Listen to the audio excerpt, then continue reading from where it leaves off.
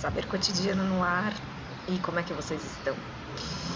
Seguimos aqui com as civilizações peruanas, pré-colombianas, e hoje eu gostaria de falar da experiência que eu tive em Pachacamac, que é um dos maiores templos, um dos maiores centros de peregrinação, que foi um centro de peregrinação bem pertinho de Lima, ao sul, na verdade, da cidade de Lima, e que recebia peregrinos de vários lugares.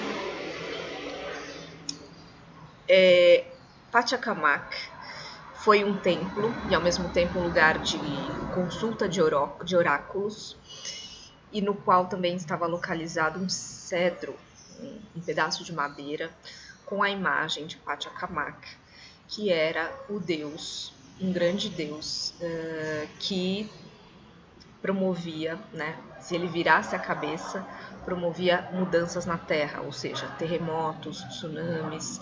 Então era muito bom respeitá-lo e levar oferendas para Pachacamac.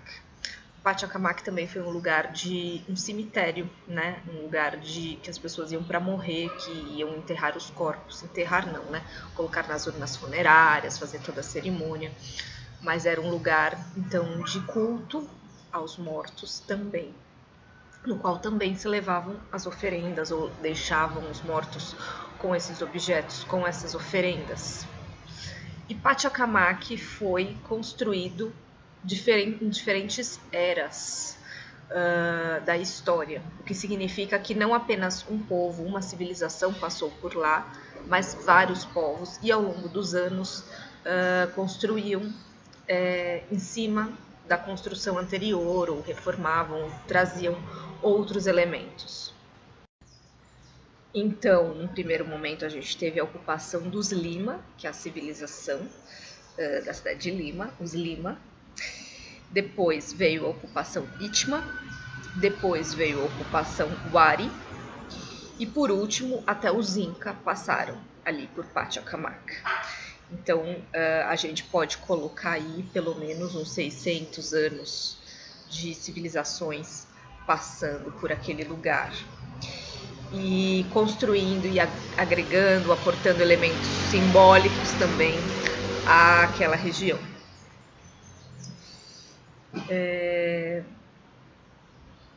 O que tem de tão interessante em Pachacamac?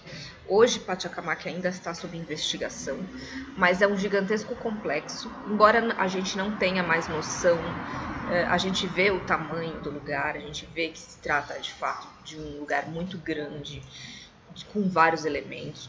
Tem o Templo do Sol, tem a parte do culto ao feminino, é uma extensão larguíssima.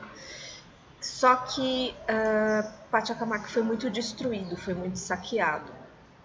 Por quê? Porque quando chegaram os espanhóis, eles chegaram lá e quiseram entrar em Pachacamac. Só que não era qualquer um que entrava em Pachacamac, muito menos nos lugares de culto.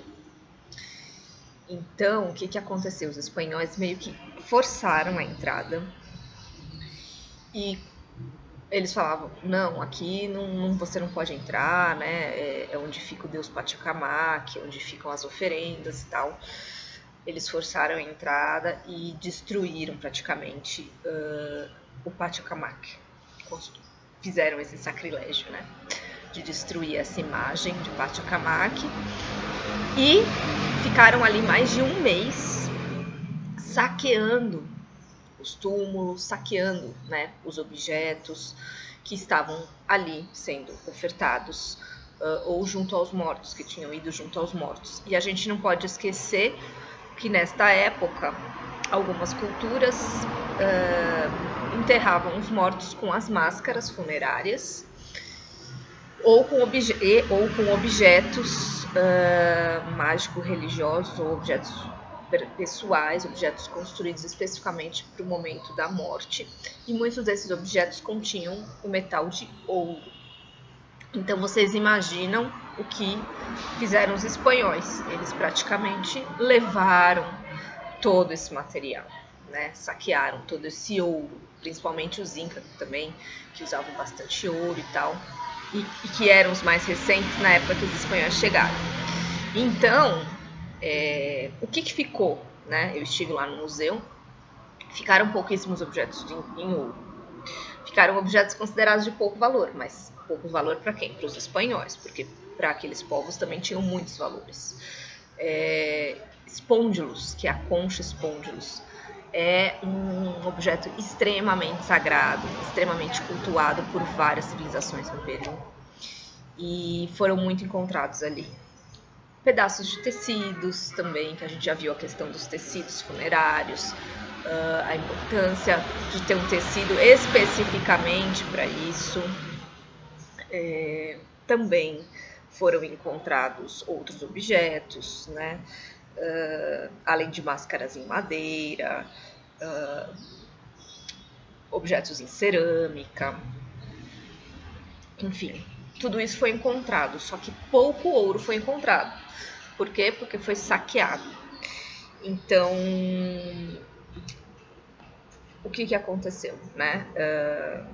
Os espanhóis chegaram e saquearam todo esse material, que a gente sabe que isso também é parte da estratégia de epistemicídio, de destruir todas as referências culturais, simbólicas de um povo, para que se inicie o processo, né, de morte de referências e para que se adote então a referência de quem o está dominando.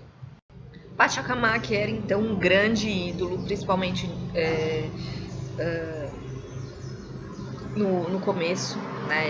Ele era visto como a divindade maior, a divindade que também proporcionava alimentos à humanidade, justamente. E isso foi só essa peça só foi encontrada em 1938, porque os espanhóis chegaram em 1533, só que eles destruíram e aí ficou ali, saquearam tudo, ficou um escombro. E aí foi sendo ocupado, enfim, areia em cima, que ali é uma região também próximo da praia, vento e todas as questões. Em 1938 a peça foi encontrada. E aí essa peça a gente pode ver que ela é talhada em madeira e tem uma dupla figura humana, né? Só que não é só humana, como a gente já viu, tem o poder de animais e plantas junto. Então, dentro da peça de madeira a gente vai ver serpente, a gente vai ver animais ali, plantas também junto. Outro elemento crucial, que é essa questão de utilizar vários elementos animalescos, zoomórficos na construção da divindade. Se a gente olhar com detalhes a peça de madeira, a gente vai ver, por exemplo, que logo no início, no primeiro segmento dessa peça, tem a parte das serpentes. As serpentes a gente já sabe que tem a ver com o mundo subterrâneo, com o submundo, com o espiritual, com a vida após a morte. Tem toda a questão do poder, né, de rastejar e mudar de pele, enfim, toda essa questão simbólica. Num segundo momento, a gente já vê uma mistura, né,